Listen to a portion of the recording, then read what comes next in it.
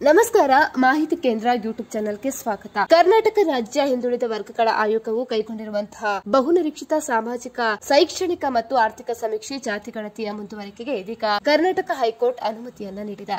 ಆದ್ರೆ ಜಾತಿ ಸಮೀಕ್ಷೆಗೆ ಬಂದವರು ಈ ವಿಚಾರಗಳನ್ನ ಕೇಳುವಂತಿಲ್ಲ ಅಂತ ಹೇಳಿ ಇದೀಗ ಹೊಸ ರೂಲ್ಸ್ ಅನ್ನ ಜಾರಿ ಮಾಡಿದೆ. ಹಾಗಿದ್ರೆ ಯಾವುದು ಆ ಹೊಸ ರೂಲ್ಸ್ ಅಂತ ತಿಳಿಯಲು ವಿಡಿಯೋವನ್ನ ಕಂಪ್ಲೀಟ್ ಆಗಿ ವಾಚ್ ಮಾಡಿ.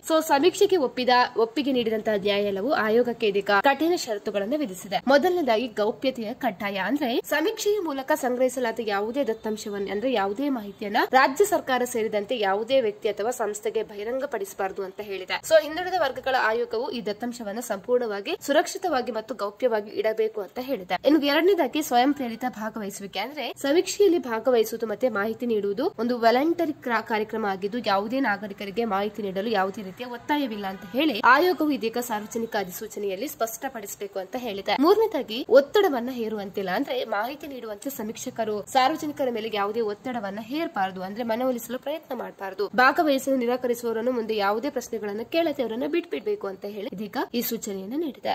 ಅದೇ ರೀತಿ ಗೌಪ್ಯತೆ ಪ್ರಮಾಣ ಪತ್ರವನ್ನ ನೀಡಬೇಕು. ದತ್ತಾಂಶ ಸಂಗ್ರಹಣೆ ಮತ್ತು ಸಂಗ್ರಹಿಸಿದ ಸಂಪೂರ್ಣ ಗೌಪ್ಯತೆಯನ್ನು ಖಚಿತಪಡಿಸಿಕೊಳ್ಳಲು ಕೈಗೊಂಡಿರುವ ಕ್ರಮಗಳ ಕುರಿತು ಆಯೋಗವು ನ್ಯಾಯಾಲಯಕ್ಕೆ ಪ್ರಮಾಣ ಪತ್ರವನ್ನ ಸಲ್ಲಿಸಬೇಕು ಅಂತ ಹೇಳಿ ಇದೀಗ ಈ ನಿಯಮವನ್ನ ಹೊರಡಿಸಿದೆ. ಸ್ನೇಹಿತರೆ, ನಾವು ಮಾಡಿರುವಂತಹ ವಿಡಿಯೋ ನಿಮಗೆ ಇನ್ಫಾರ್ಮೇಟಿವ್ ಅನ್ಸಿದ್ರೆ ಈ ವಿಡಿಯೋಗೊಂದು ಲೈಕ್ ಅನ್ನು ಕೊಡಿ. ಅದೇ ರೀತಿ ಮತ್ತಷ್ಟು ಅಪ್ಡೇಟ್ ಆಗಿ ನಮ್ಮ ಚಾನೆಲ್ ಅನ್ನು ಕೂಡ ಸಬ್ಸ್ಕ್ರೈಬ್ ಮಾಡ್ಕೊಳ್ಳಿ.